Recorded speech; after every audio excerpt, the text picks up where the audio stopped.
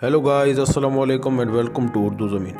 नए दौर के साथ नई चीज़ें, नई ज़बानें और नया माहौल जन्म लेता है। फ्रांस के एक इलाके ब्रिटानिया का एक छोटा सा गांव पॉकेटेड डोलास चट्टानों पर लिखी सदियों पुरानी तहरीर पढ़ने वाले को 2000 यूरो इनाम देगा। ये पुरस्कार चट्टानें चंद साल पहले दरियाफ्त हुई थी।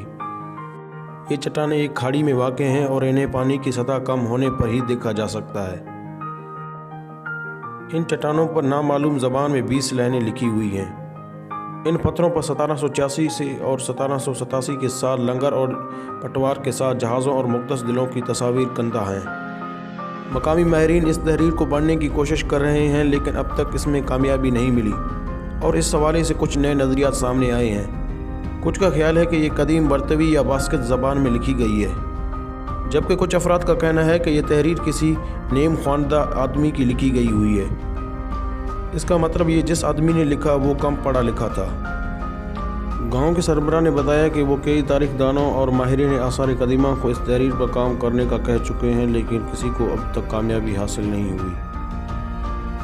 इस वजह से गांव में एक मुकाबले का ऐलान किया गया है।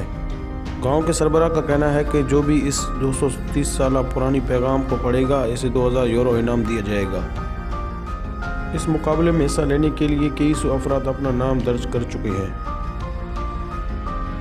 इस पैगाम के एक हिस्से पर ROCARB और दूसरे हिस्से पर ACOBBLLE वगैरह तहरीर है।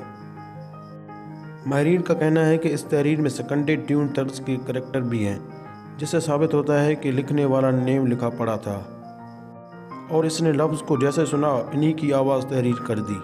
दोस्तों, हम उम्मीद करते हैं कि हमारा आज का ये मुख्तसर वीडियो आप लोगों को पसंद आया होगा। वीडियो पसंद आने की सूरत में चैनल को सब्सक्राइब करें, इस वीडियो को लाइक करें और कमेंट बॉक्स में हम आपके कमेंट का मुंतज़र हैं। एक और नई पुरस्कार वीडियो तक अल्लाह हाफ़िज़।